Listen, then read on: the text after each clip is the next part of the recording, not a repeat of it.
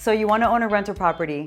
It can be really, really good money, but it can also be a pain in the you-know-what. This is Ask Alyssa, where I answer all your real estate questions.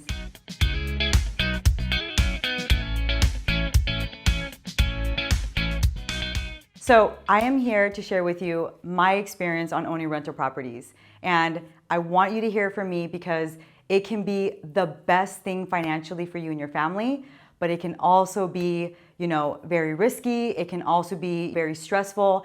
And I want to share with you how me and my husband have built our rental properties and how we have used that to help our family. So first I want to share with you is how do you even get started with doing that? One of the things that I really want you to understand is if I were you, first make sure that you have your own house.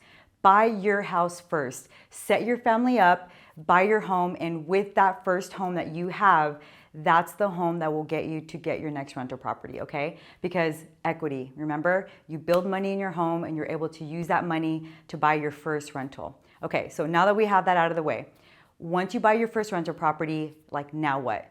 If I were you, you would team up with your favorite realtor and we would go over contracts together, how to set yourself up, how to protect yourself so that your tenant understands what you're expecting of them. And also you are really understanding what it entails to actually own your first rental property, okay? So once you have your rental property, one of the things I always tell people is please save up enough money that if your tenant did not pay you for 3 months, you're good. Because that could be a possibility. Look what happened with the pandemic. There were a lot of people not paying their rent.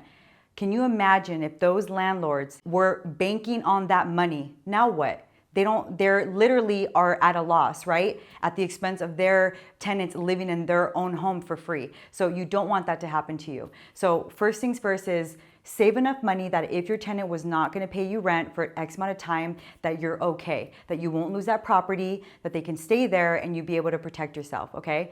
The second thing I would do is you team up with your favorite realtor, that would be me, and we would write over the contracts together. We would line it up so that you can protect yourself on what you expect of the tenants and also what they should expect that you will be taking care of, okay?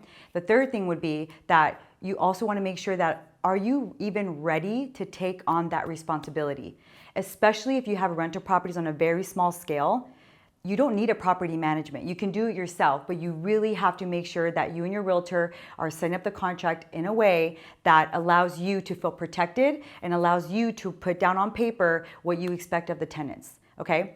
That is totally a gist of how I do it and how me and my husband have been successfully able to have multiple rental properties and create financial freedom through that. So I hope this was helpful. If you have any questions, please reach out to me, comment below. Don't forget, I'm on Facebook, I'm on YouTube, and I'll see you later. Bye.